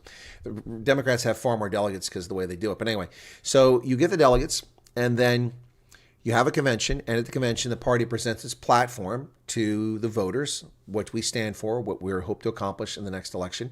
You have speakers come out and try to rouse up the party base and try to get them involved and try to get people to vote. And you present your candidates, and then the candidates who win the nomination, when they do a floor vote, the candidate is then selected, and they have to accept the nomination. Well, in this one here, Democrats across the country, 14.5 million Democrats in the primaries that were conducted before last month, 14.5 million Democrats voted for Joe Biden, not for any of the other Democratic candidates. And then the Democrats, in a palace coup, forced Joe Biden to withdraw from the race. Unprecedented, never happened in American history.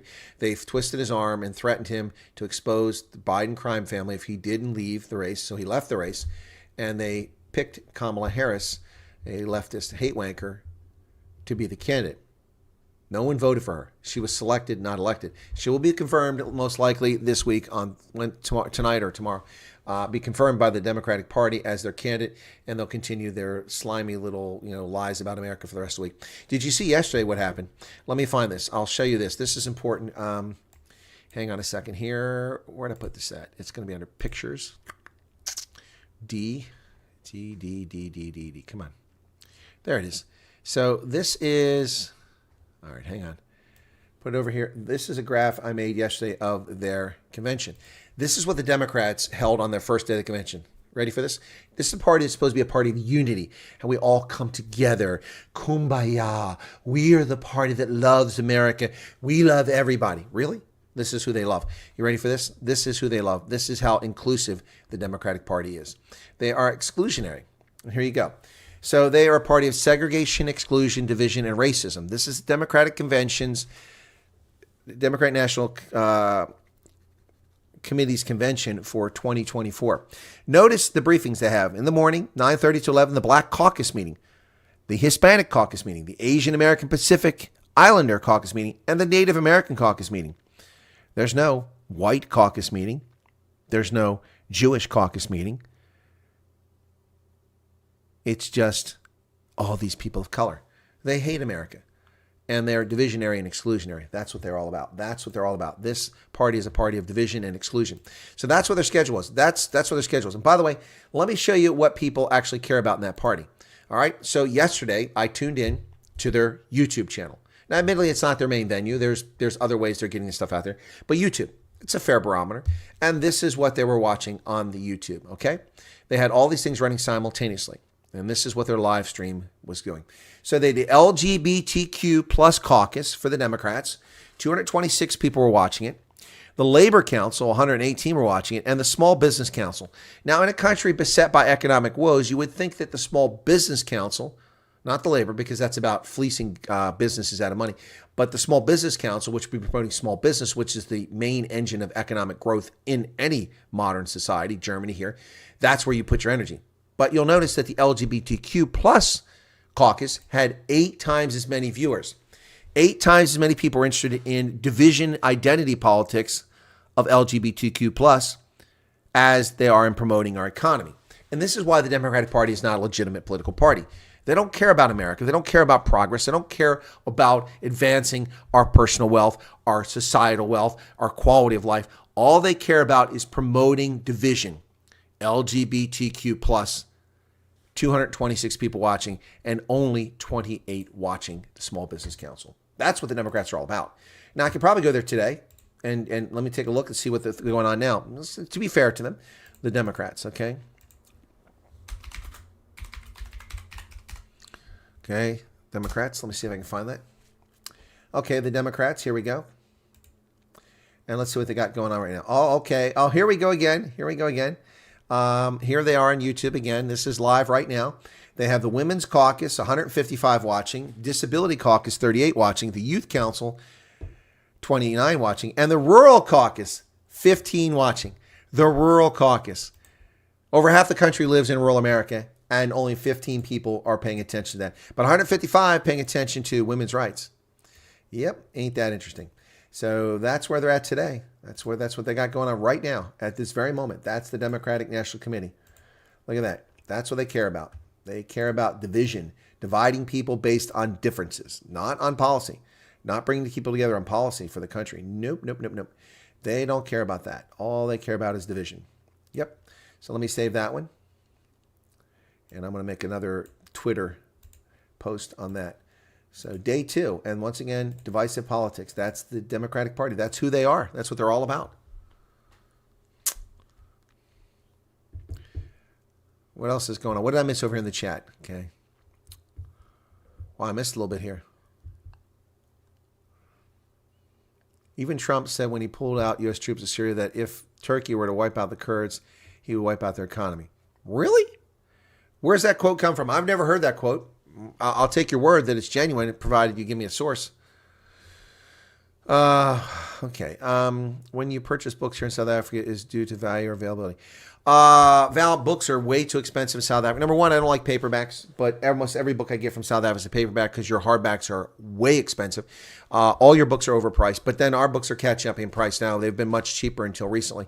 The past 3 years under Biden has led to a near doubling of the price of hardbacks coming out. It's ridiculous. I just picked up a book yesterday, which, hang on a second.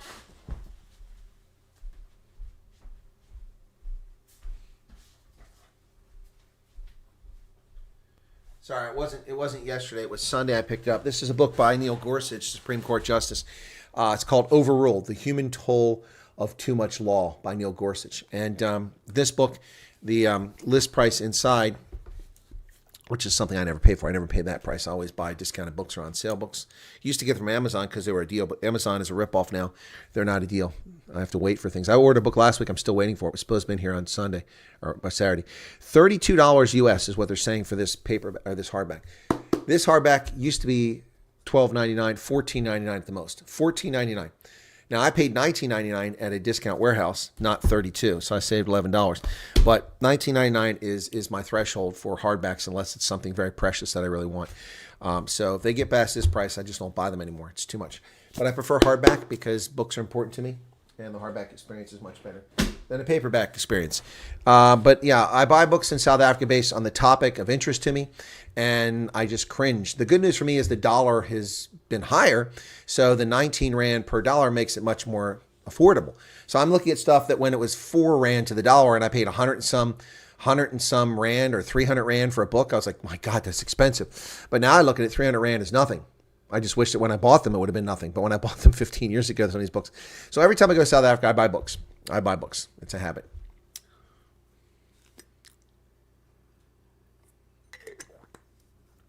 Icano is telling us he likes more about Trump than he dislikes. Okay, Icano, that's fine. That's your prerogative. I'm just asking what the source was for that. I never heard that statement before. But I can't hear everything. I remember that it was so funny when they had some seriously weird rules and regulations going on there. Huh? Something significant about your name, or do you? Oh yeah, okay. Do you read the Daily Friend? No, I don't. I write for them. What? Okay, okay. I got to read that. Daily Friend. It's by who?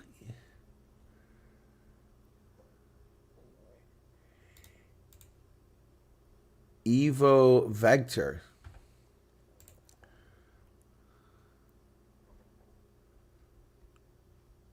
Which one? This one looks like it's knocking her. It's knocking Kamala Harris.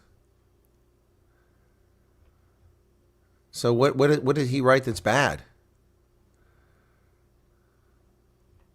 Marvelous under Biden. I don't see that. Is there another article about Biden? This one here. I mean, I'm not reading the whole thing, but I'm just glancing through it. It says populist price controls. Is there another one by him? Let me see.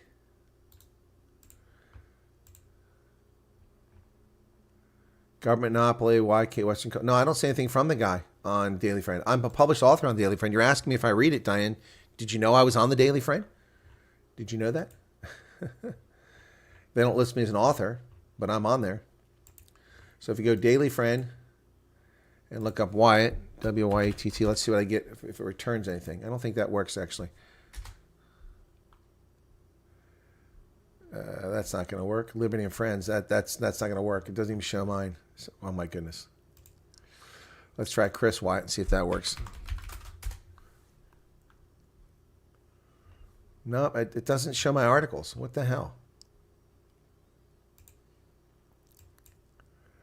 My goodness. So I have to look them up what they were. So I've got 2 articles published on there. So what are they? Oh, my goodness. I did one about the elections. Oh, friend or enemy. That's what it was. Friend. Come on. Over here I want to be. So friend or foe. That's what it is. Friend or foe. Okay, that one I'll be able to find. Okay, come on. Hit return. Daily Friend. Friend or foe. There we go. Okay, May 29th. Okay. And let me see if they list my articles, if it's just happenstance.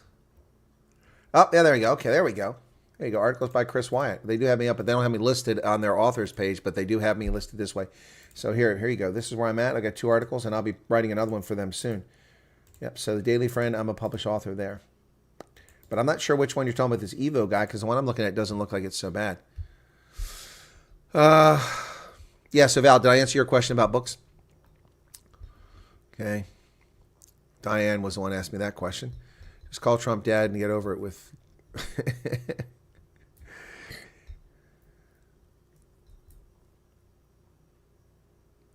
Unusual for men to have lots of hair for your age. It is. And it's thick and luxurious. It's called good genetics, man. Good genetics. My Viking and Celtic ancestors got it right. My ancestors only knocked boots with people who had heads of hair. Gee, we should hire Chris to do our slides. Very nicely done. Oh, thank you for that, Debbie. MK's infiltrated the White House. What? What are you talking about? Okay. Aaron said he did a super chat for 99 yesterday, but YouTube took 198 from my account. Okay, let me go look and see about super chats. Earnings, supers. Ernst, yeah, I only got 99, Ernst. I got 99. So they took 190. Well, wow. You should complain to them. I only got 99. And I haven't got that yet. Wow. That's weak. Some orders by smaller companies come through quickly. Bigger companies get slower. Small businesses forced into retirement, have a small welding shop, need more work. Maybe you should start writing books. Hey, Richard. That's the one. He starts the article about Biden's economy. Okay, well, let me go back and look at that real quick. Starts the article about Biden's economy. Chancellor Gooder strategy.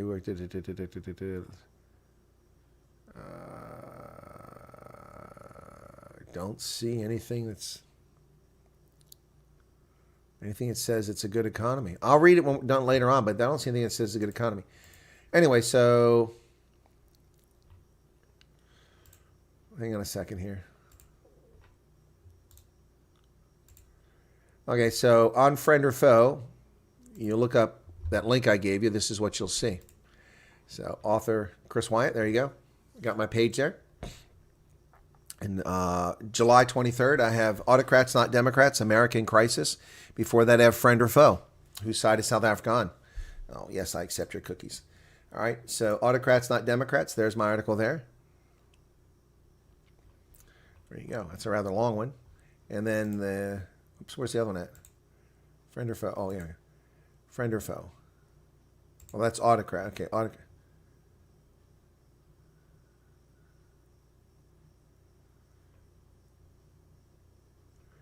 So here's comments. I never even read these comments. Wow, I have to go back and read them. People commenting on it. Okay, Autocrats Not Democrats. Yeah. So anyway, so there you go. Whoops. That's not what I want to see. All right, so yeah, stress is a killer. It can be. Oh, Diane says, yes, I read your articles. Well, what do you think of them, Diane? If they didn't like them, you can tell me. My feelings won't be hurt. Maybe they will. Yeah. I'll read that article after I'm done. But yeah, no, of course I read the Daily Friend. I'm published on there. But I don't read every day, that's for sure. Aaron says, thanks for feedback. Yeah, please take it up with YouTube. You tell them you spoke with the content creator. I only got 99 Rand. That's what they gave me. They can give me 198. So hopefully Africans are not so stupid as to trust those back. Yeah, exactly. Is America ever going to hold the ANC to account for never spending the money? Nope. And we're not going to kick them out of AGOA. Not going to happen. Should happen, but not going to happen. So, I mean, I don't know what to tell you other than it sucks, but that's reality. Val says, I did answer a question. You're very welcome, Val. It's my pleasure. Yeah, I buy books that interest me. And also I look for bargains too. And then sometimes people give me books. I have a couple of lovely books given to me here by Maryland from my last trip. And I had to be very careful bringing those back because they were fragile. So the newer books are not so fragile. So, but I typically fill my suitcase full of books. That first trip back in 2022 was a bit of a headache because I had to take 3 suitcases, and one of them, the damn wheel broke on it before I even got it to the airport. Cheap Chinese garbage I picked up at Game, but Game was the only place that had suitcases that I could find. Anyway, so yeah, I came back with 3 suitcases and only allowed to have 2, and I'd upgraded my seats, and then they came back and they said, well, it doesn't matter if you upgrade your seat, you still only get 2 bags. I'm like, what? Business class doesn't get 3 seats? Because that is like a 3/4, 75% off sale on a business class upgrade. But I thought the business class upgrade was from Cape Town to Frankfurt, which is what I needed, that 12 hours. But nope, it was the 8 hours from Frankfurt to Philadelphia or Chicago or whatever. So anyway, but yeah. Won't your membership charge premium deductions be part of the charge as well? No. I don't know what premium deductions are, Matthew, but no, that's a separate activity altogether. Yeah, no. Well, I wasn't allowed to have 3 bags, and I thought I did. I misunderstood, but I was fortunate that the people in Cape Town for United worked with me. The people that worked at the counter worked with me, and what I did is I went to the business line to check in because I thought I had a business ticket, so I was actually in the wrong line. They were very understanding. The gentleman was very helpful. And I mean, I wasn't trying to cheat anybody. I thought I'd bought a business class ticket for my whole trip back, but then it turns out it was only for one segment of it. And in either case, I don't get a 3rd bag, so they let me have the 3rd bag for free. I was very grateful because the damn bag cost me $100 and it was trash. I've never been able to use it. It just sits in my garage now because you can't use it. But I was able to bring back all the gifts that people gave me on that first trip. It was a lot of stuff. Yep. And then each trip after that, lots of books. Lots of books. Great bookstore in Gordon Bay. Got some prize ones there. Well, what I have to say is I'm very disappointed in South Africa in the book scene, because you used to have CNA, which wasn't great, but they would have the popular books, and sometimes you had a better value there than when you get exclusive. Exclusive never offers good value. Exclusive books are way overpriced, and they're never value for money. They have a hammerlock on the market. I mean, unless you go to Cum, and I don't shop at Cum Books, unless you go there, because I'm not looking for inspirational or biblical books in Afrikaans. Yeah, small bookstores keep closing because they can't keep up, and then Exclusive is the only bookstore left in South Africa of any note. Here in America, the only bookstore of any note is Barnes & Noble, and they have a hammerlock on the market, and their service is poor, their selection is poor, and their prices are outrageous. Oh, Ernst knows that bookstore in Somerset, in Gordons Bay. Okay, well, someone needs to tell me about that, because Gordons Bay is my destination now. That's where Sean is at. I'm going to hang back there next time. I'm going to hang out with Sean next time, and also when I go back to Gordons Bay.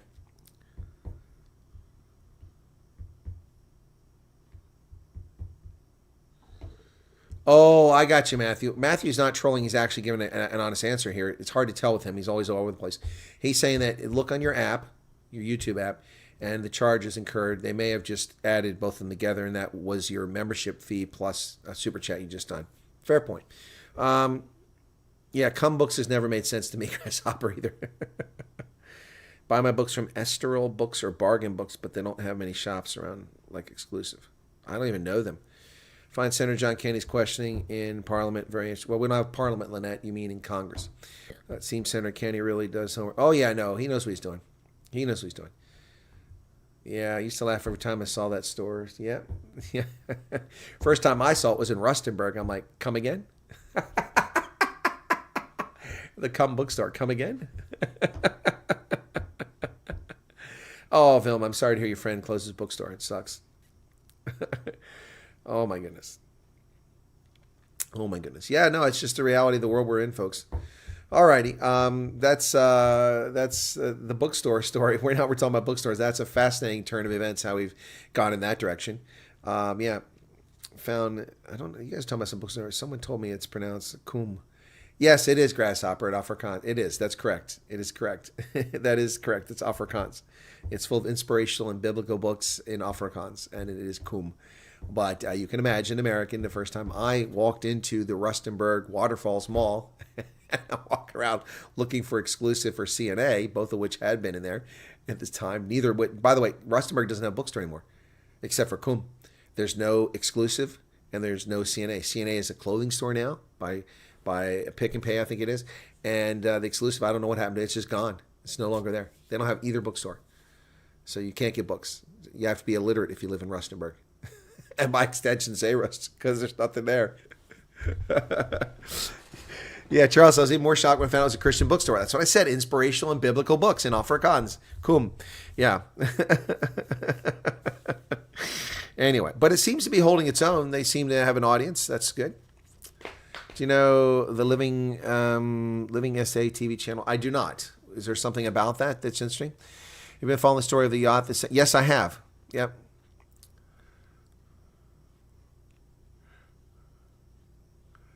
Yeah, no. Well, I don't think he was taken out here. This was a tornado, bizarre tornado.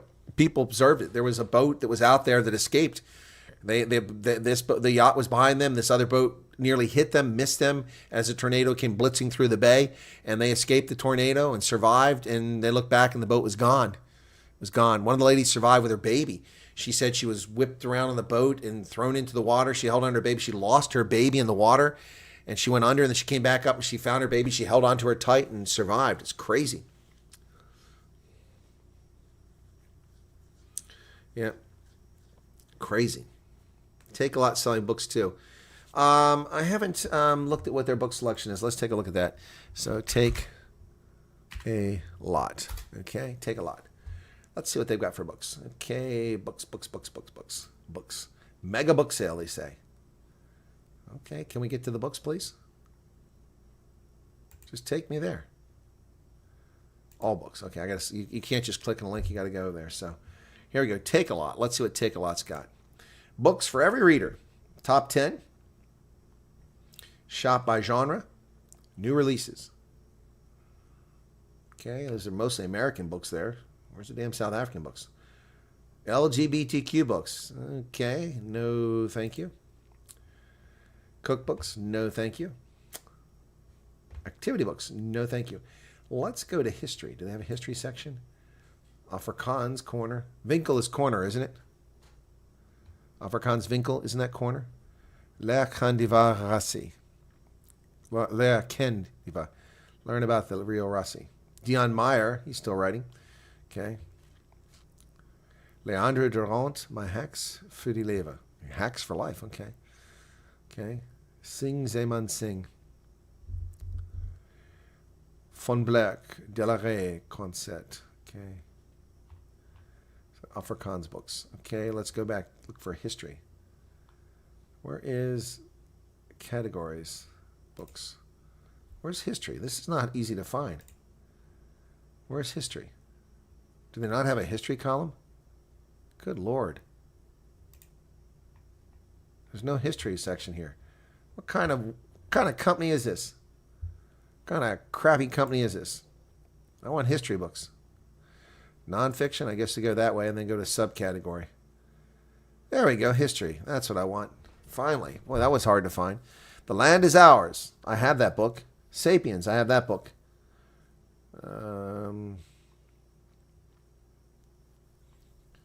What else you got here? I guess I don't have the rest of these.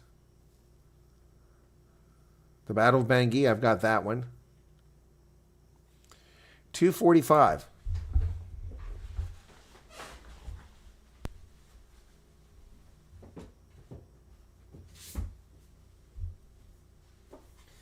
Now that's a bargain. I'll tell you why that's a bargain.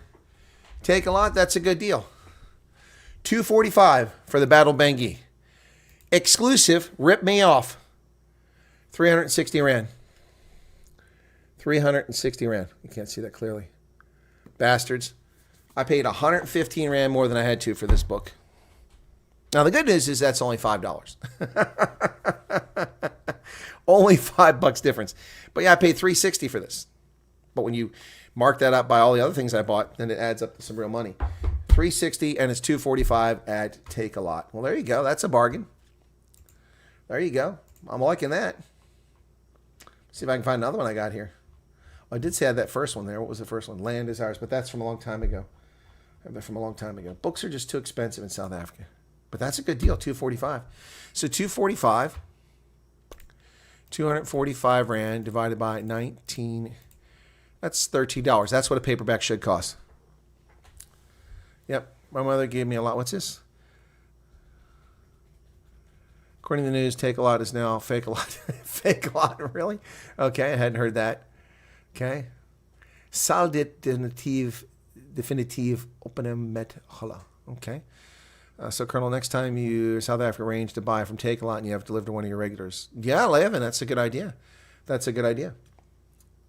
That is a good idea. I can try that. Save some money. Also save some time running around. But I enjoy shopping in the bookstore. So, and discovering books. I do that here now, and I hate that. I go to the Barnes & Noble because it's the only experience I can get. And I walk around, I look for books. I'm like, oh, I want this, I want that. And then I open up my phone, I look in the wall, and I look on Amazon, and it's cheaper. So I put it in my cob, in my basket on Amazon, and then I buy it later on and have it delivered. But I don't like that. First People, I have that one. Koi-san. Oh, man, $179 for that. What did I pay for that damn book? What did I pay for that?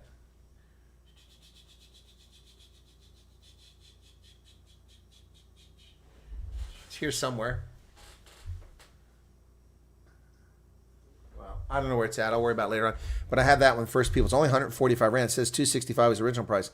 It's a good book. I've got it here somewhere. Maybe in that stack. There's so many books here. I should start my own library. But nobody wants to read the books I'm reading. I can't go to exclusive. I want to buy everything. Yeah, I hear you, Charles. I hear you. I love books. That's my problem. I walk in a bookstore and browse and always walk out with something and spend more money on books and wool than shoes and clothes. Levin, there you go. But listen, these are really good habits. I mean, if you've got a habit, I mean, book buying is a good habit. You know, book reading is also very good. You should actually not just collect books but read them. Oh no, I knew I was ripped off, Hendo. That's not news to me. I knew this thing is not worth $365. But $245, $12 for that paperback, that would have been a bargain. Yeah, that would have been a good price. And that's what Take a Lot is right now, the Battle of Bangui. I haven't read this one yet. I'll get around to it. Who wrote it? Warren Thompson, Stefan Hofstadter, and James Oatway. Oatway, what an unusual surname.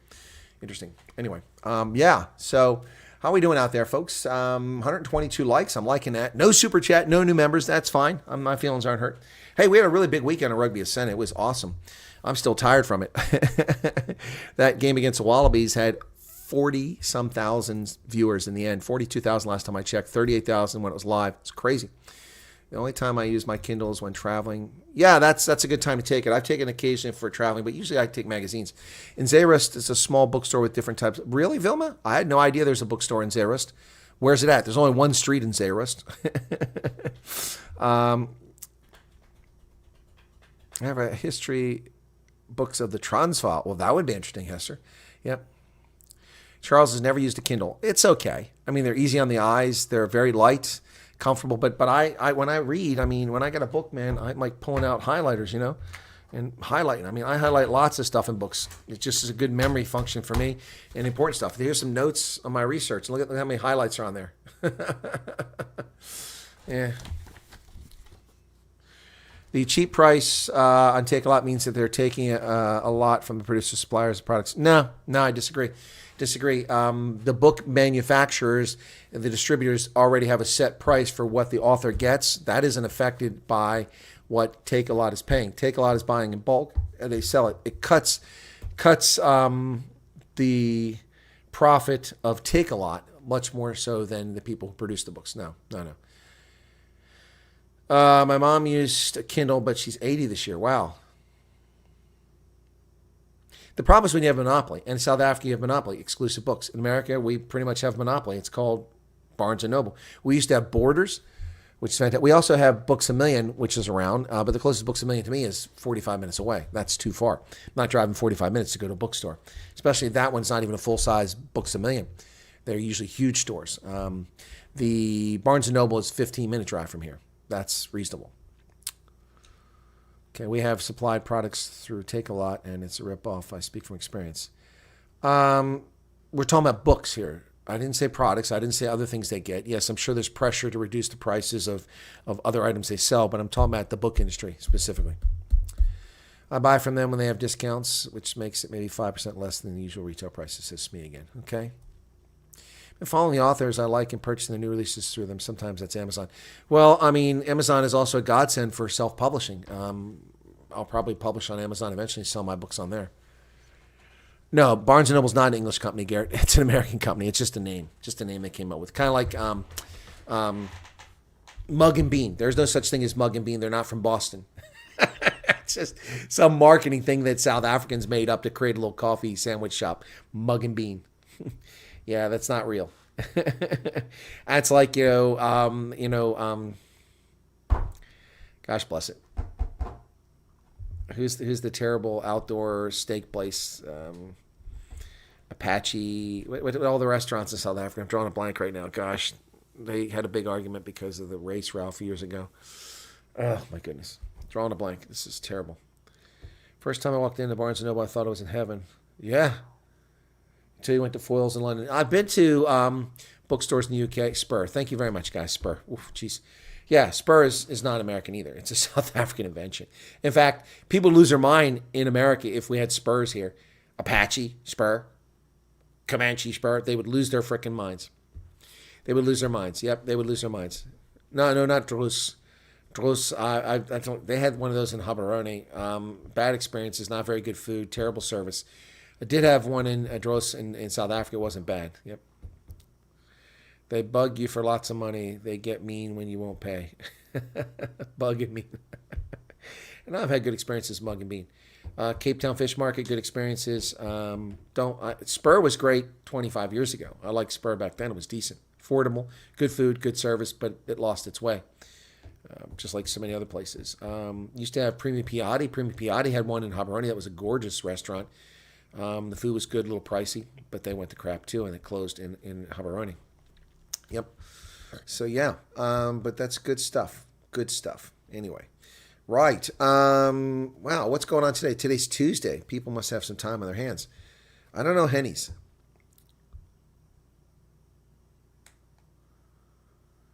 Debbie said, Dad passed in 2010. Mom's new partner passed in 2022. Shame, though. Innings for her. What is his cricket references? Innings for her.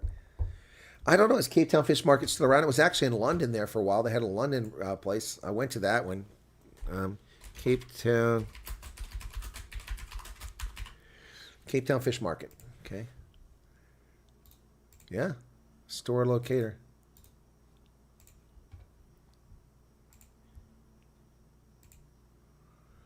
They are in Blaubergstrand, Canal Walk, Grand West, Langebaan, Vienna Waterfront, Bloemfontein, and Umschlange.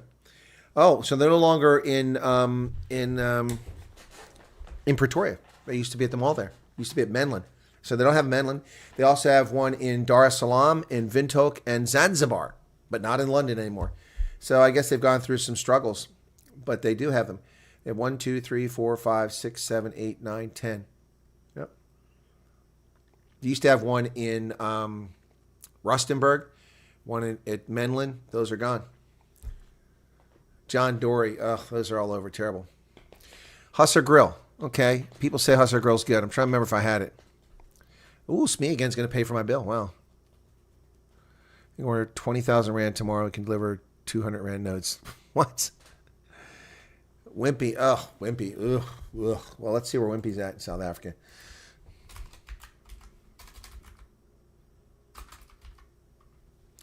Wimpy, South Africa. I don't care for Wimpy. The best family restaurant in Mzansi. Well, that's already where they're in trouble because they've lost a big percentage of their customer base. It's not in Mzansi, it's South Africa.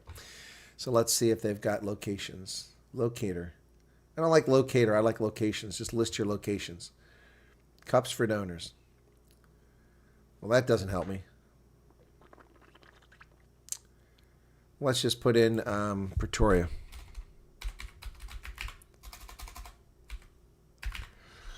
Oh my goodness. Many crickets. It's Pretoria, South Africa, within 20 kilometers. Let's see what we get. Within 20 kilometers of Pretoria. And there's your Wimpies. That's quite a few. It's quite a few. 40 different locations. Wow. 40 different locations for Wimpies. Yep. Let's see where John Dory's are at. You do all realize these are all made up things by a couple companies in South Africa that create all these different. I don't want their menu. I just want I hit the wrong thing. John Dory's Fish, Sushi, Grills, and Seafood Restaurant. Why is John Dory so expensive? They're not expensive. Swim for Life. Let me see. Looking for Find Us. Yeah, there we go. Hello, find us. Any day now. It won't open up. Well, that's not good. Their link is dead. You can't find a restaurant.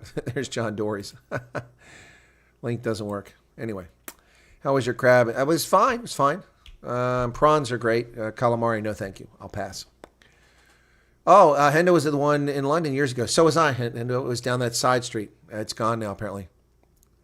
All the ones that used to be in my area, northern suburbs, Cape Town, have closed down. Okay. Slug and Cabbage sounds like an English pub. Yeah, so that's Wimpy. That's what's going on. Nando's. Okay, well, let's look up Nando's. Nando's is in America. You know that, right? Nando's, South Africa. Nando's, South Africa. Okay. Store locator. I hate the locator. Just tell me where your stores are. Yeah, Nando's is okay. There's only certain things I can eat at Nando's, though. So, you don't need my location there. Oh, look at that. Look at all those Nando's in South Africa. Whoa. There's a lot in South Africa. And that's where the populations are, except for Uppington. The rest of them, that's where all the population is. Cape Town, Gauteng. There's a lot in Mpumalanga. I'm surprised. Zoom in. Okay. Surprised at how many there are. Look at that. Man, Pretoria and Joburg are blanketed by them.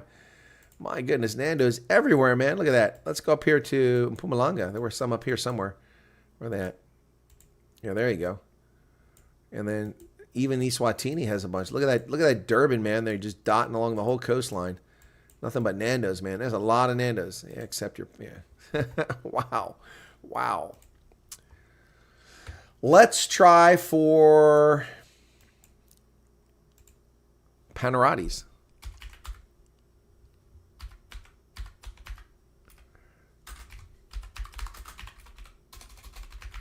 What's my pizza place that I love, guys? What's the pizza place in South Africa? Made for Famiglia. Restaurants. Here we go. Panarotis. There you go. Well, that's fair distribution. They're also in Namibia, by the way. I ate a Panarotis in Windhoek. Romans. That's right. That's the one I love. Romans Pizza.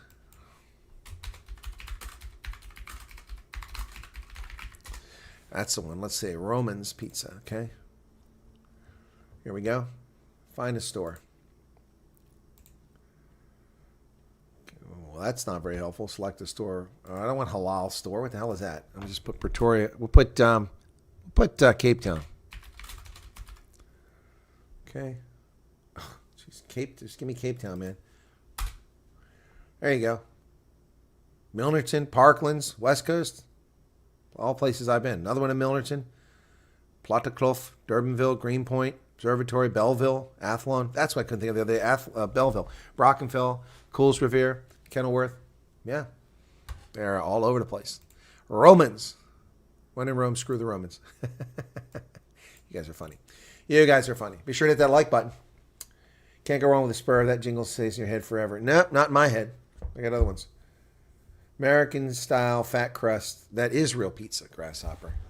That is real pizza. Not cardboard with a light pasting of no sauce. That's garbage. That's the Italian stuff. The Italians don't know how to make. We make food better. They invented pizza. We perfected it. The Chinese invented Chinese food. We perfected it. Yeah. Mike's Kitchen. I don't know what that is. Now, I know those aren't doing particularly well in America. They opened one in Maryland, in D.C., but I haven't seen them go anywhere since then. Yes, I'm biased, Grasshopper, because, when I've had the best, why would I want something else? Yeah, Indian food. Oh, I love Indian food. Indian food is my favorite food. Italian pizza is thin. I prefer this slice, to be honest. Oh, it's a preference, Charles. All right, guys. We're going to wrap it up. Should we wrap it up? Bunny chow. What's with the bunny chow? People love bunny chow. It's a South African thing. It sounds like dog food. I'm sorry. Bunny chow. I used to raise rabbits. Bunny chow was little pellets we fed to the rabbits. So I just have an inherent difficulty coming around to eating bunny chow in South Africa because I grew up feeding bunny chow to my rabbits. Oh, my goodness. Anyway. Well, thanks. We've had a big audience that's been here all along since 10 minutes in the program. We've been over 100. Thank you all for being here. I'm going to wrap it up. Thank you so much. And we'll see you tomorrow. Unless something breaks, we'll see what's going on. Thanks, everybody. God bless. Take care. Be sure to hit the like button if you haven't done it. Romans makes a mean beef lasagna. I haven't had that. I've had pizza and a couple other things, but never had that. So thank you for sharing that. Cheers to the old people like Matthew. Bye, everybody. We'll see you later. Thanks a lot. It's been a pleasure.